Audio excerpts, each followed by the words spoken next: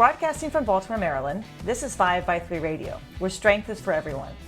I'm your host, Emily Sokolinski, owner of 5x3 Training, a strength and conditioning gym in Baltimore, along with my co-host, Rebecca Fishburne, founder of Cornerstone Strength Maryland. Each week, Rebecca and I will discuss the ins and outs of strength training, why there is a no one-size-fits-all approach, and why strength is so important in our daily lives. Thanks for spending some time with us today. Now, on with the show. 5x3 Radio presents Mondays with Manny. When people get older, and I'm talking about not 40s, not 50s, I'm talking about in the 60s and 70s and even 80s. So when people get older, a very, very common problem is that they begin to have difficulty walking. Now, there are various reasons, but one of the more common reasons is that their lower back hurts and they develop leg pain. Very common. And a lot of it is attributed to what they call spinal stenosis. Mm-hmm. And the way they make that diagnosis is an old person comes in and says, I can only walk like a block before I have to stop because I have to bend over, it hurts, and then I have to rest, and I can walk a little further and then it hurts. So a person goes in and they send them for x-rays and an MRI, and of course there's full of arthritis in the back, and they attribute it to what's called spinal stenosis, which means, to a doctor it means, that the spinal canals around the nerve have narrowed and the nerves are being pinched. Mm-hmm. And this is a very common diagnosis. Mm-hmm. And they send them for physical therapy. It helps a little, but not much. And eventually many of these people undergo surgery. And the purpose of the surgery is to relieve the presumed pressure on the nerves. And I can tell you the statistics are terrible on the surgery. And I believe what the real cause is that if you don't have strong muscles that will help support the upper body, and that so you're not relying on your lower back muscles, then that's the probable cause. So the treatment, in my opinion, is not surgery. The treatment is catching it as early as you can and building up the posterior chain muscles, hamstrings, glutes, and even the lower back muscles. But the main thing is building those up, and then you won't run into that problem of overloading your lower back. Right. And it has nothing to do with if you think about it, a fantasy diagnosis of nerves being pinched. It just doesn't make any sense if you think about it, because what they're saying is the nerve is not pinched when you're just standing still. They're saying the nerve gets increasingly pinched as you walk.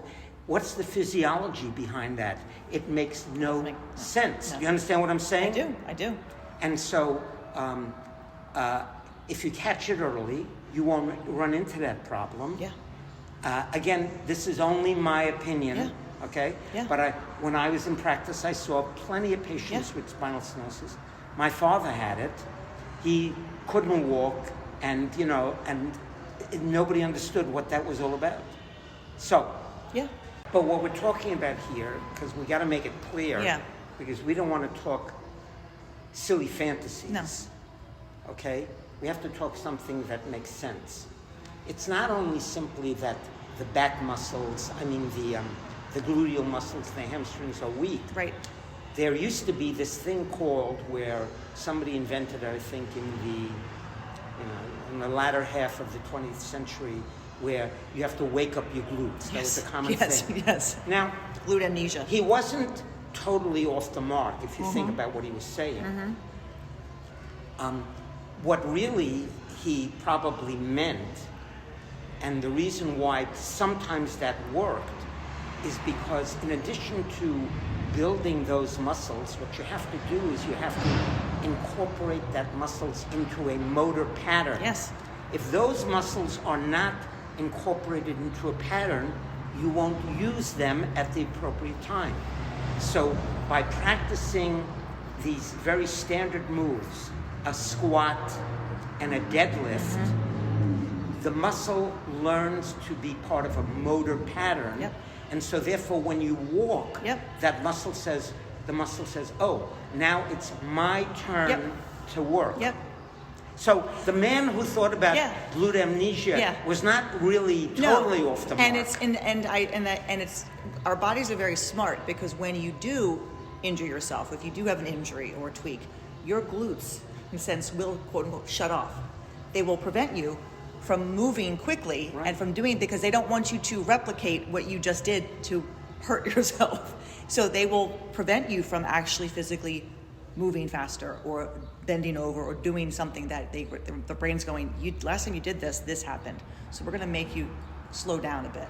And then once things resolve, now we're gonna let you move again. So the body's smart. It will not. But you need that motor pattern. But you need that motor pattern. You're absolutely right. It's because true. If you think about it, let's talk about two possible fantasies. Okay, the first fantasy is that as you increasingly walk, your nerves get increasingly pinched.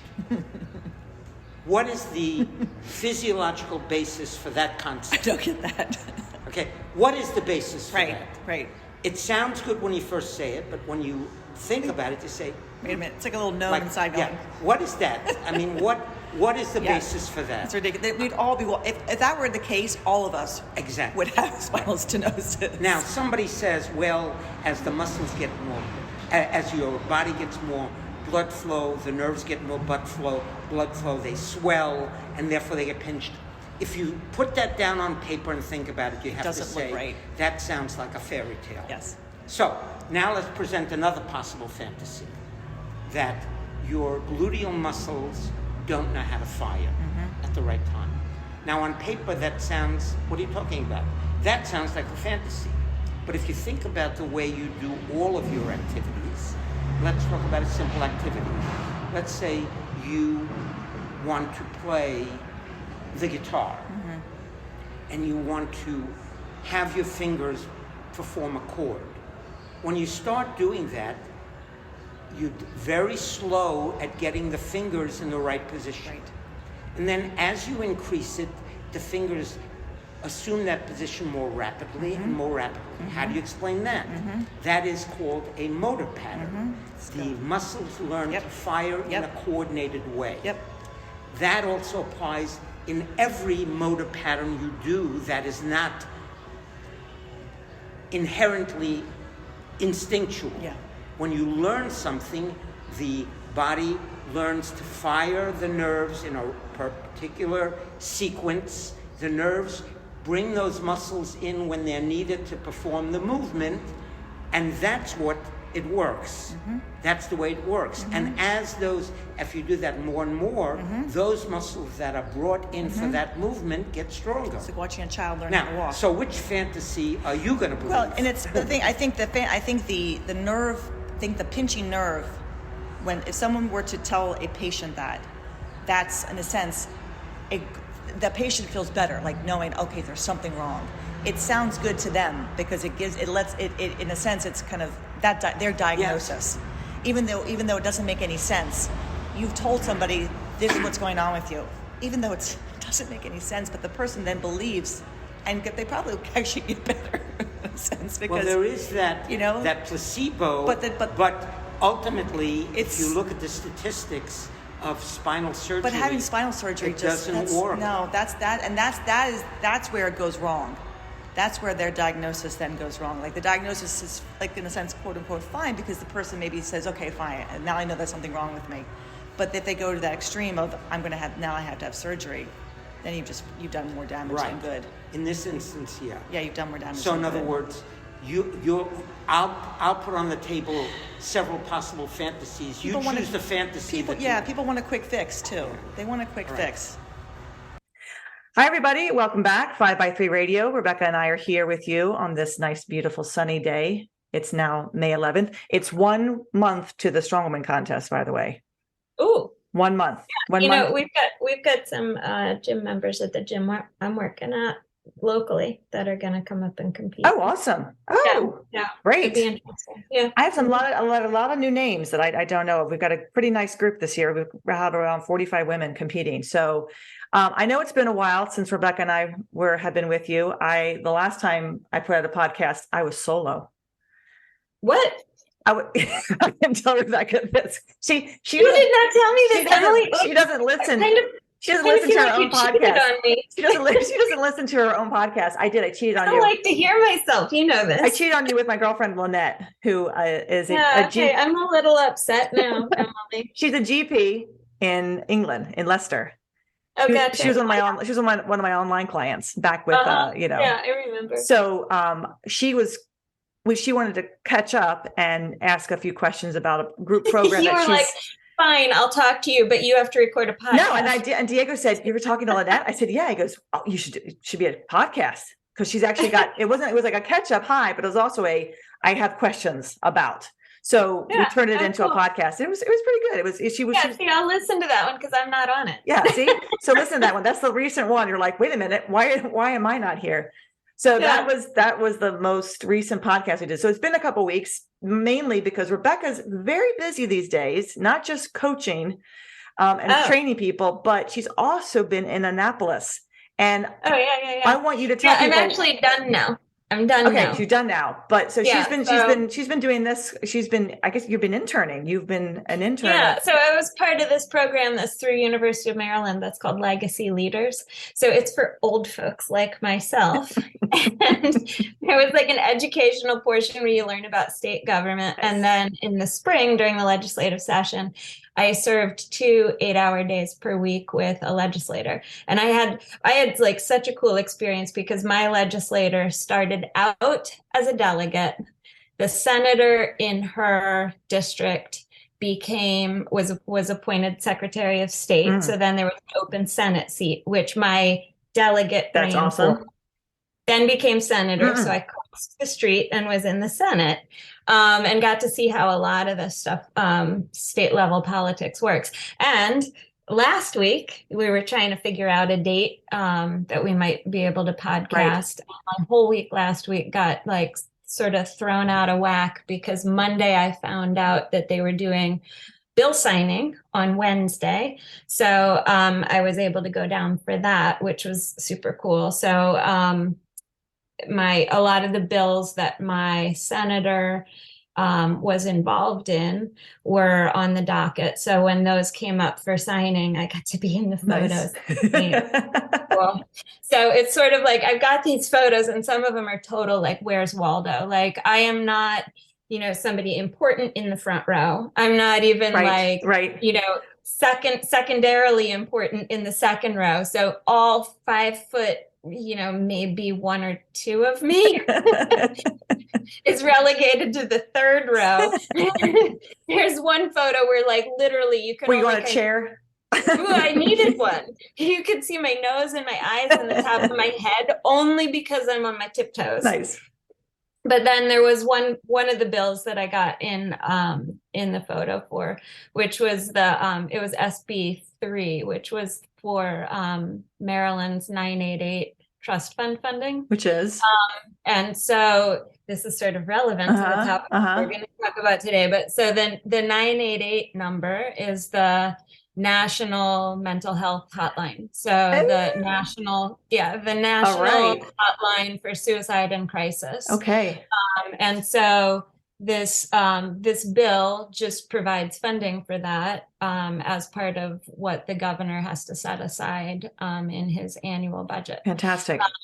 So that photo, you can actually see me because the Secretary of State was like, come on up close to the front. You're short. I need to find that one. I'll have to put it up on the podcast. I don't know if I can. I don't know if I can put pictures up or not, but somehow we need to. That one you can actually see. That's me. awesome. And then there's like one photo where I look absolutely like starstruck, stupid. I had shaking hands with Governor Westmore. Was that was last week or this? Or so that was last week. So I had no idea Rebecca was May 3rd. Okay. Excellent. Yeah. I had no idea Rebecca was. I knew she was in Annapolis. I knew she was interning down with the her delegate, now senator. but I did not know that she was a part of this bill signing. When I texted her earlier this week about a topic, I actually got the topic from my intern at the gym. I have a new intern. Asked him for a topic. He said, well, this month is Mental Health Awareness Month. And I said, that's a great topic. And told Rebecca, I want to do this. And then had no idea that I surprised you surprised me with your policy. So this is kind of all coming together. And I'm sure that that was part of it. They know. So the signing of the bill, probably because of May. So we thought, since this is kind of on point, Mental Health Awareness Month is the month of May.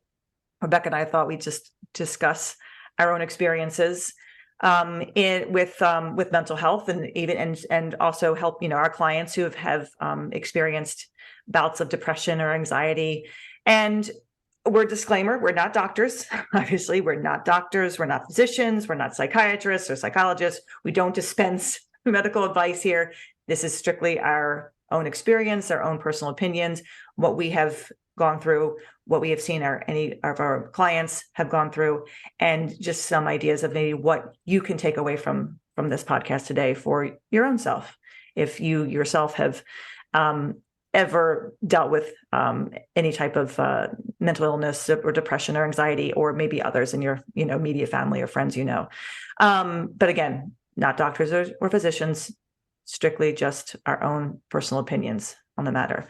So so the bill is just for funding. The bill that you signed was for funding. Yeah. Funding for what? Go into a little bit more detail about that if you can. Yeah. If you know. So the 988 hotline, similar to 911. Mm-hmm. Like if you're having a 911 medical emergency, this would be a corresponding similar number that you could call if you were having an emergency that was a mental health related emergency. So a crisis or suicidal ideations, suicidal thoughts. Okay. And we're looking for help. This would be a number that you could call. It's free, confidential, crisis resource.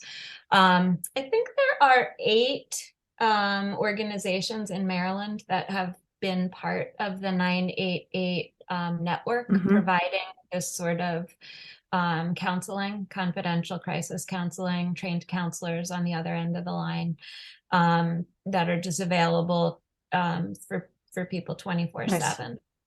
Because especially recently, I think it's hard if you're trying to get an appointment with a psychiatrist, a psychologist.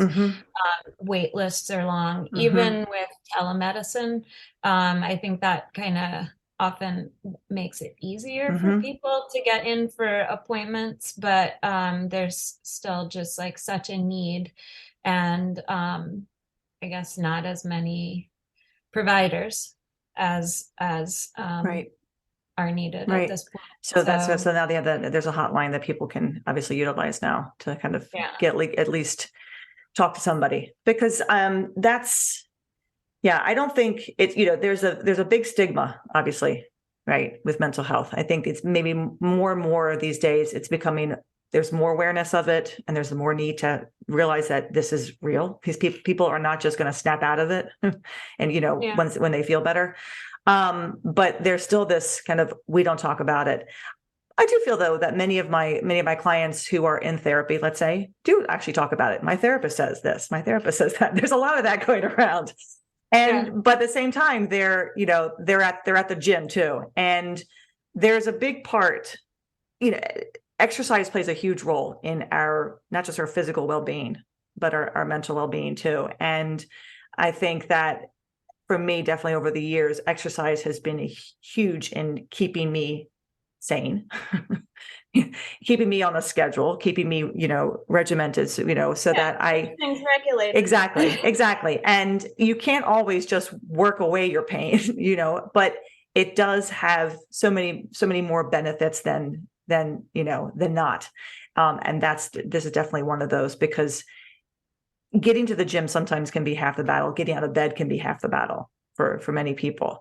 But I think strength training has often it definitely has helped many of my clients who have talked to me about their own anxiety and their own depression. It's definitely helped them kind of get onto a schedule, right? Feel like they're in control of their bodies. They're in control of something. They don't have to worry about anything when they're there because there's so much to take care of. It's not mindless. It's actually mindful lifting, right? It's mindful. I've written a blog post about this about 4 years ago. I wrote a blog post about it, so I can talk about that. But what has been your experience with your own? Because we've talked about our body dysmorphia and our eating issues in the past, and what's helped, and how the strength training and getting stronger has helped us. Have you dealt with any anxiety yourself over the years? Have you had to deal with finding a better way to deal with depression if you've experienced that? Yeah, I mean, sure, make me go first. I mean, you wrote the blog post. I can jump in too. I mean, I can go first. Yeah, I'll go second. You go first. Well, Emily, why don't you tell us about your blog post? Well, okay. I was telling Rebecca, I pulled up my old blog post. I wrote this in 2019, and it was a year after I had a really bad meltdown. So that was 2018. And the quote that I have at the beginning of my blog post actually is, I have to credit Terry Bradshaw, who's the NFL football player. Depression is a physical illness. And I forgot how I got that. I'm like, how did I find that wonderful quote? And the whole quote is, depression is a physical illness, states Bradshaw. The beauty of it is that there are medications that work. Look at me. I'm always happy-go-lucky, and people look at me and find it shocking that I could be depressed. And I think that was a big, that was definitely me on the surface for many people, right? They would see one thing, but they didn't see the other side of me during a time that was really, really rough. It was after my sister had died. And that was obviously anxiety-ridden traumatic event, right? That happened in my life, especially since she had cancer, and for 3.5 years. So it was kind of leading to that. Unfortunately, I was hoping not, but unfortunately she died in 2015.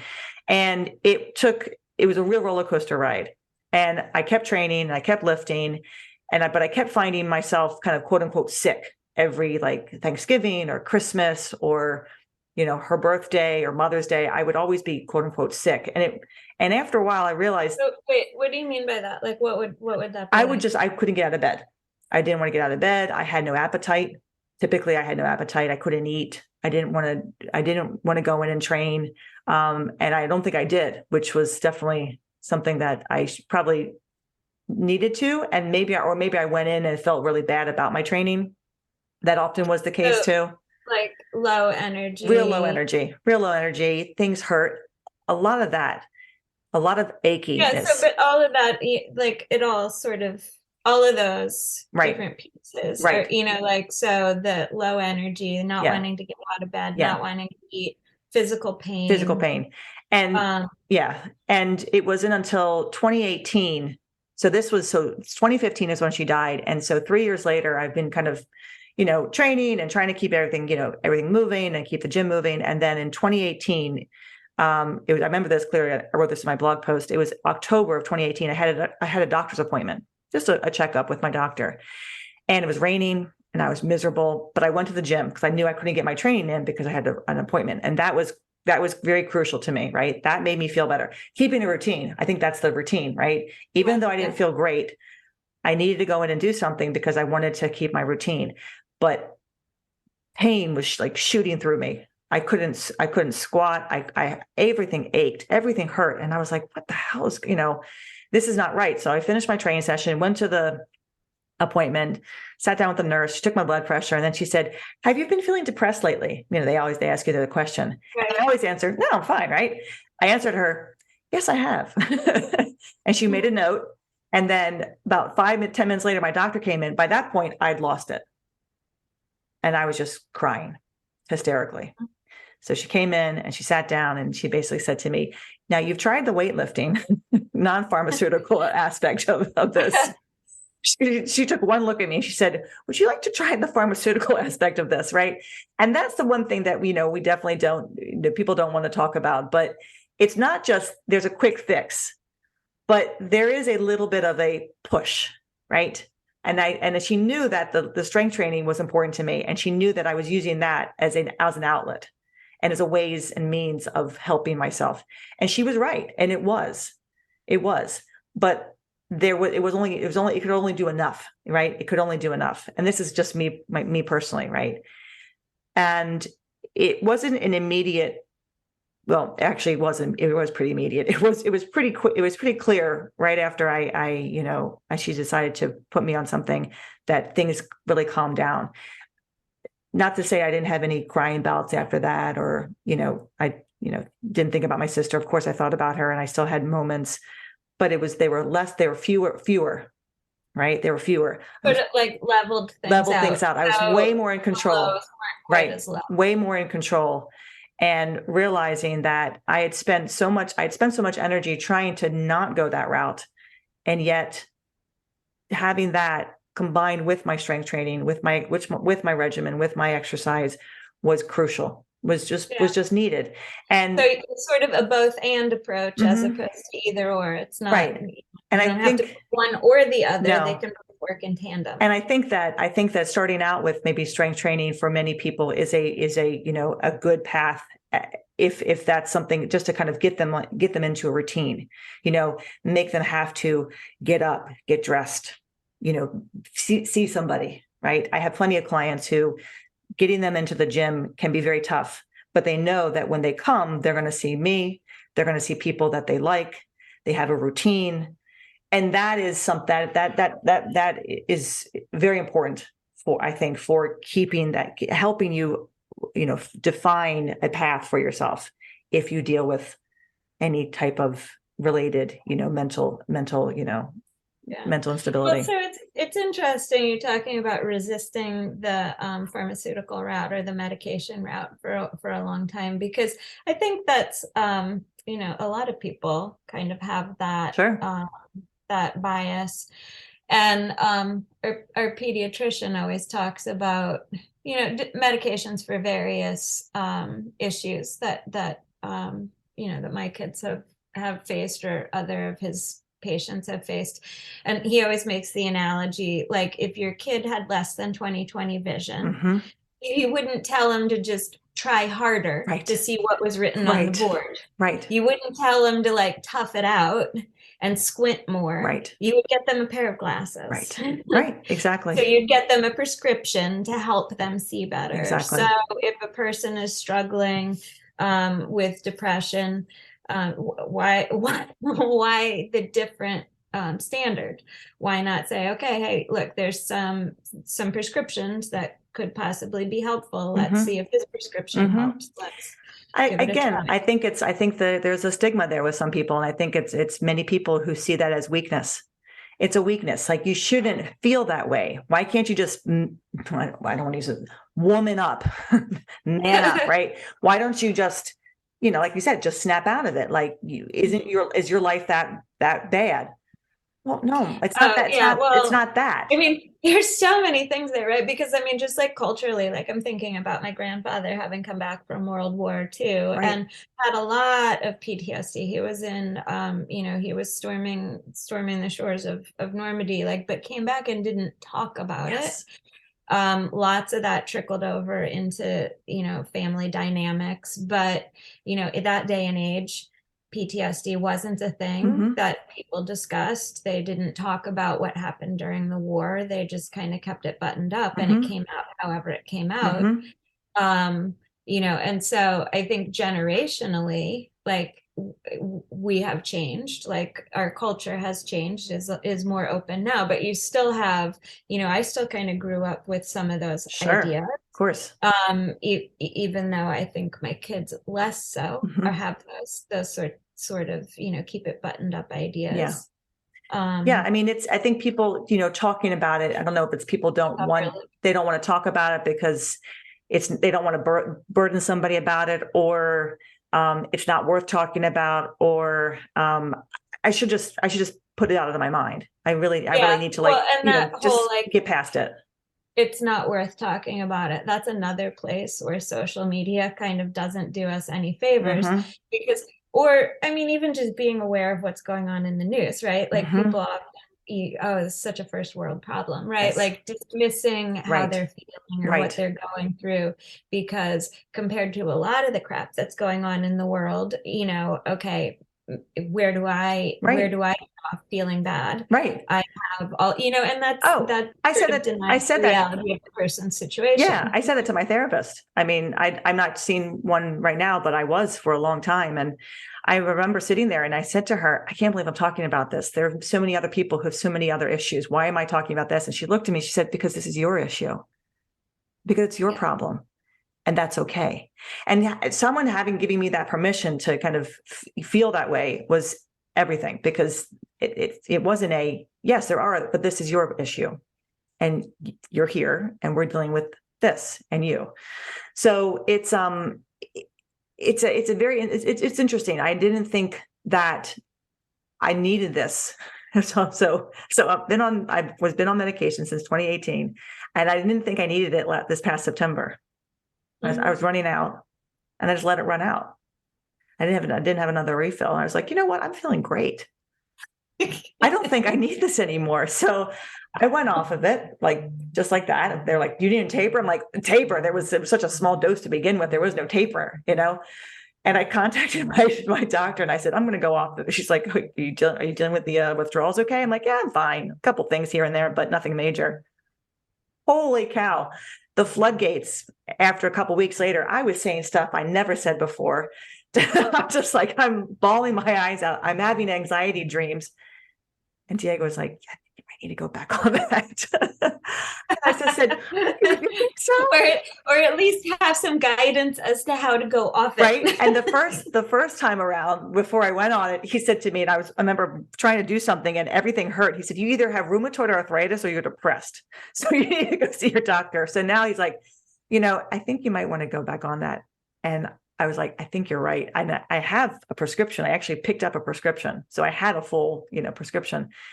And within about a week, 2 weeks, I was back to my old self again. It was that clear. And it was so clear that the reason I felt good is because I was on something and it was all that anxiety. I'm talking because over the years, I mean, I had a major panic attack once in 2008 in Columbia, Maryland, after a dance rehearsal when I was school director, and I couldn't drive home. I didn't know how I was going to get home because I was in my car crying hysterically, and it was midnight. And I'm like, how am I going to get home? I finally calmed myself down enough to drive home. So, this is not something that's just that just happened all of a sudden, but it definitely, as a result of of the trauma, that occurred, 8 years ago, clearly, something had to happen. Do I still strength train on a regular basis? Of course I do. It's still just as important. It's a lifestyle, right? I think many people are on this new obesity drug, Ozempic, right? And they're losing weight. I know a couple people who are on it and they've lost an extreme amount of weight. It's amazing. It's remarkable. And they feel good as a result. But it's not just, I think they realize that lifestyle change has to happen too, right? There has to be a change in just how they conduct themselves with their eating. And now that they have kind of shifted into this, I'm not hungry as much anymore, right? So I think there's still, even with medication, you keeping a schedule, learning how to really regulate yourself and self-regulate yourself is obviously so important. But it's amazing how many people do decide that they don't want to have that help, thinking that they should just be able to do it for themselves. And I think that's really that's kind of the key. But I think the strength training portion of it, just the exercise portion, I mean, studies have shown, it makes you feel better when you physically move your body. So it's just, it's not a drug, but I think it, obviously You has mean the exercise? the exercise, The right? medication is. The medication certainly is, but the exercise, is it we call it kind of right? We talk about it as a prescription, right? Because like, Sully's book, the Barbell prescription. So in a sense, it's kind of like it's an exercise prescription, right? But it's not a prescription for, for everything. But it definitely should be included in, within your regimen. So that's my blog post. That was from, that was from 2019. And that's my, and I don't keep that to myself. I think many of my members, my clients, people who know me well, know that about me, right? I'm very open about that because because it's helpful to know that we've all kind of been somewhere, and the steps that we've taken to help ourselves find a better place to be. So, yeah. Well, and you're talking about, one of the issues, I guess, that comes up for people is this sort of bias or this thought that they can just work their way through it, or I don't really need help. I don't need a therapist. Right. I don't need a prescription, bias against mental health issues or whatever. But I think also, at least a lot of times in my case, when stuff has come up, it's been more a situation of I don't actually realize how bad it is in the moment. It's not until I come out the other side that and I have a little perspective that I'm like, oh, that was pretty bad. I probably should have been looking into getting some help. So I think, that's not necessarily a bad thing, because when you're in the midst of a trauma or a depression or whatever it is, that's not always the best time to be. You are trying to just get through it, and having counseling and having help to get through it is one thing, but it's also useful after the storm has passed to do some work to try and build the skills, build up the toolbox, to help, first of all, just recognize, sometimes even just recognizing when past trauma gets kicked up, or when you're going through a bit of depression. Sometimes we don't even recognize it in ourselves while it's happening. But then also building up some tools and skills for dealing with that when it comes up. So even if you are sort of, better at identifying, your mental health issues in hindsight, like I seem to be, that's still, I think, a good time to, investigate, dig deper, learn more, do some work. Yes. Even if it's just so you recognize it in hindsight, well, you have a better idea of, like, let's say that it occurs again. You see it differently. You're able to step back, acknowledge it, and decide how you want to pursue, handling this. What's the best, you've been there before. What didn't work? What might work now? I think, keeping it to yourself can be destructive. Yeah. Well, and I guess, the other thing too, it's like, I've gone through various phases with stuff in my life. Like in my 20s, I was sexually assaulted. So that was like a really difficult time. And I struggled to get through all of that. Right. And then you think that that's something that's in the past, but, and I went through counseling and therapy after that happened. But sometimes there are current day situations that pop up that somehow in your subconscious reflect back to you what happened. And it may not be a very obvious direct parallel, but something like that, like the power dynamics or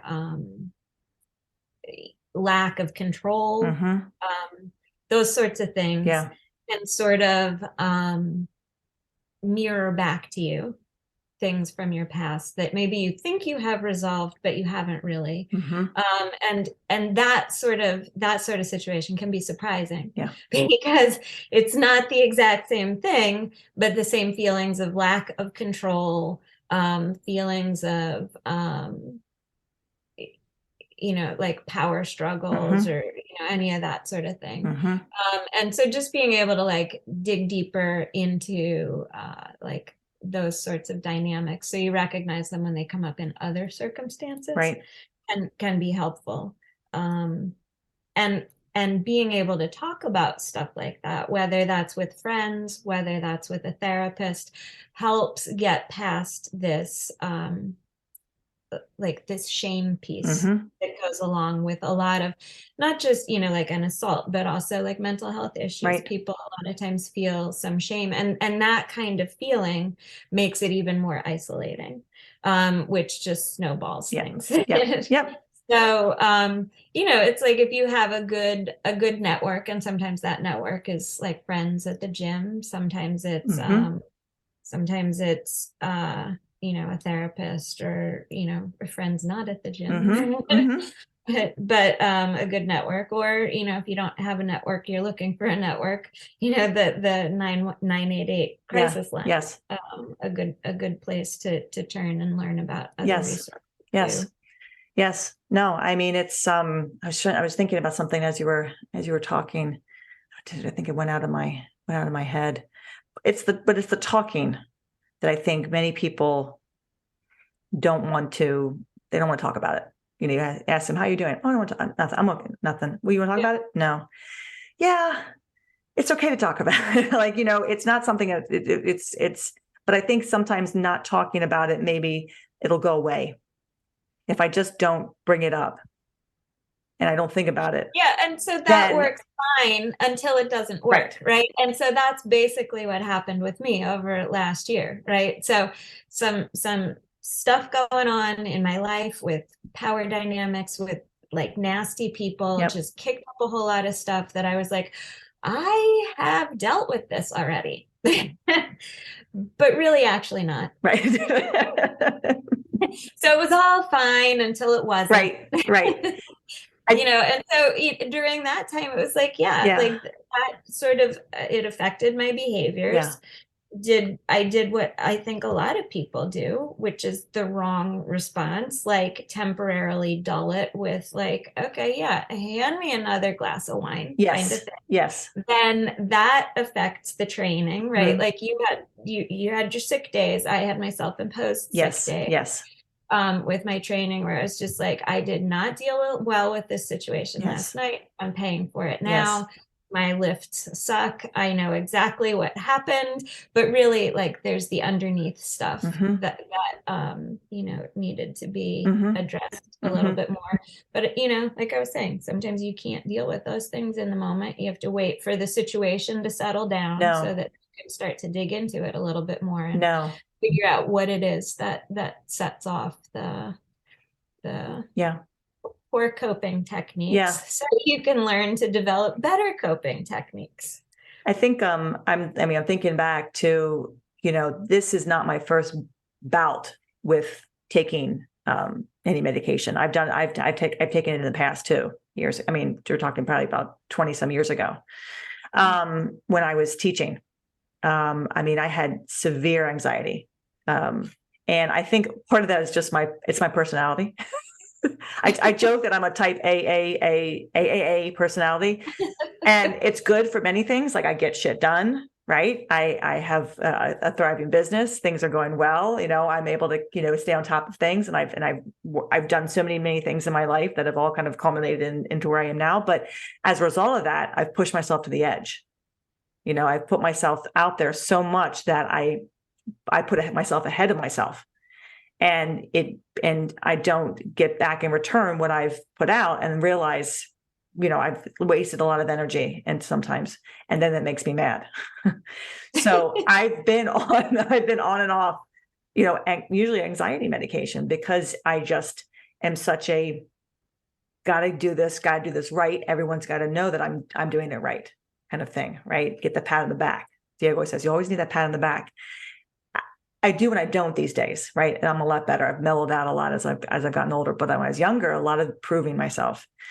And I didn't have the outlet that I have now. Yes, I had the gym sometimes, but I didn't, and I had my dancing, but that wasn't enough. There's something different about what we do now, right? What we do in the gym now that really managed to help me,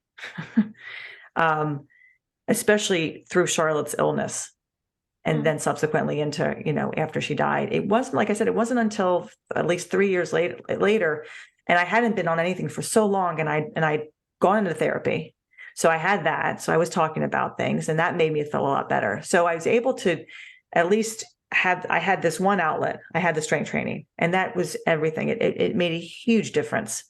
It can make a huge difference. It's just that it didn't make enough of a difference after a while, right? I think there's just too much happened, over the course of the time, that seemed to be one of the biggest trauma in my life. Other things were not that traumatic. They were just shit situations, with people. This was a bigger deal. And I think it called for something more, but I don't know if I'd had the gym as I have now, if I had the strength training program that I have now, would I have fared better in those situations? I don't know.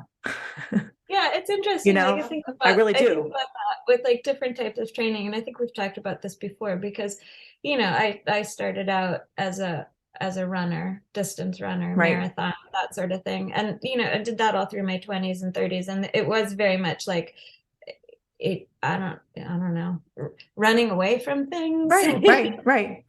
Feeling like I remember running. I didn't mean to interrupt her, but yeah, I think when I broke up with an ex-boyfriend of mine, oh my God, I started running after that. To like kind of basically, run away from away from my issues. There's like metaphorically, it's like you're running away from something. I mean, also at the same time, you're getting that endorphin release. It makes you feel better. It like releases some of the anxiety or some of the stress. Right. But I think about that sometimes in terms of like people talk about fight or flight, right? So strength training to me seems more like a fight sort of response because you can't run away from the heavy bar on your back. You got to like push back against it. So, and when I'm really in kind of I always just say in a funk, as opposed to depressed. I don't know.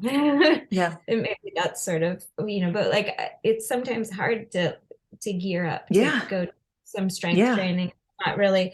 Whereas like going for a walk or going for a run where you sort of get that endorphin release and the stress sort of dissipates, it's a different feeling. And I think, for me personally, I think I need both and the effects of both types of training in my life. But yeah, I didn't have, like you're talking about, I didn't have strength training back when I was in my 20s and 30s in any way that was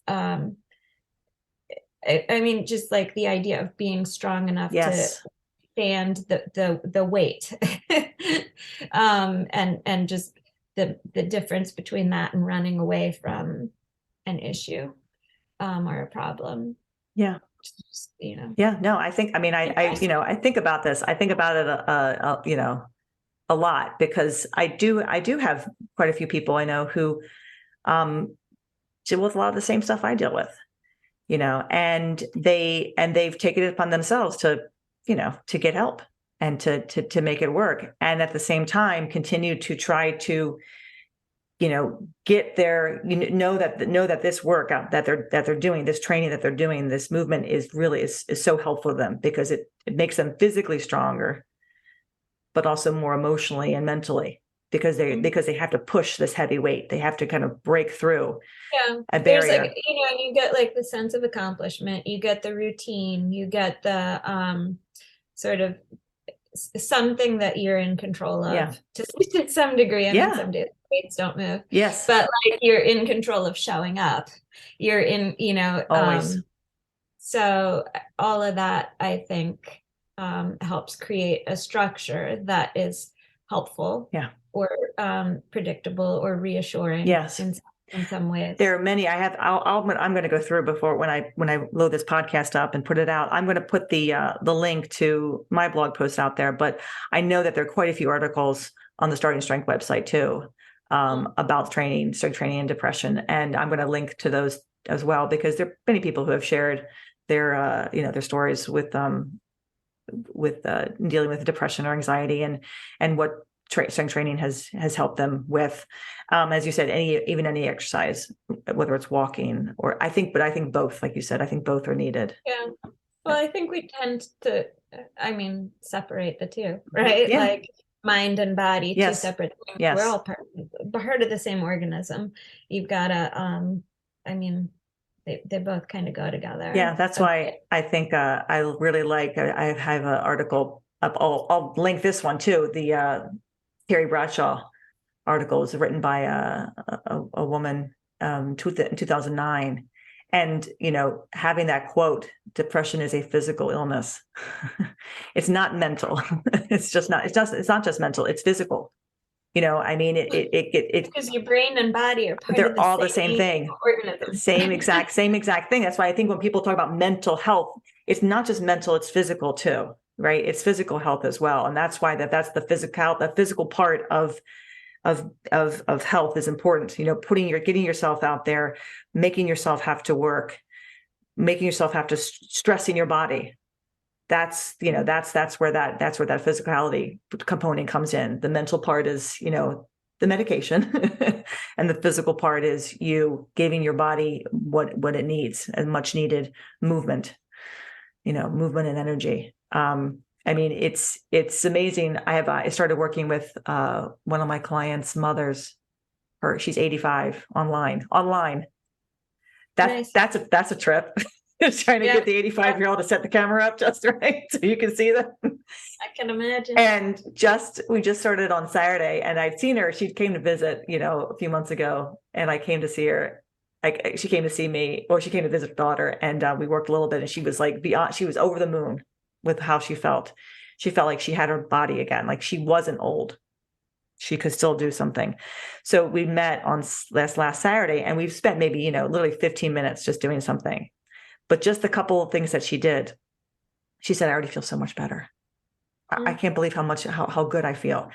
It was that instantaneous, just that little bit of movement, just a little bit of squatting up and down off of a chair and doing some dumbbell presses made her week. She went from feeling one way to feeling, wow, I can't believe how much better I feel. It's like, yes, you can still feel that way. So that's where that movement component comes in, which is so important. And then on top of that, if you need that extra bit, as my doctor said, you've been doing non-pharmaceutical work with yourself. How would you like some pharmaceutical work? So, yeah. The article about Terry Bradshaw, I definitely want to link to it, because I think it's a good article. It's very short, but it speaks to just everything that we've kind of talked about a little bit today, and I'll link to mine. Thoughts to wrap it up. Yeah, I guess that's kind of where my head was at the moment too. But I guess just like with everything, there's a little bit of experimentation, Always. Figuring out what works for you. So being open to various possible solutions. Right. It might be exercise, it might be medication, it might be, friends to talk to, being outside in nature, getting off of screens, lots of things in various combinations can help. Yeah. But just being open to different types of different solutions. Yes. And then also just awareness. Yes. Working on things when the going's easier. Yeah. Yeah. And also, being okay with maybe switching up your routine. So maybe you're doing a strength training program and you're, doing X, Y, and Z, but somehow something's going on in your life and you're finding it kind of stressful to make it to the gym. And so that's making you stressed out because, you can't.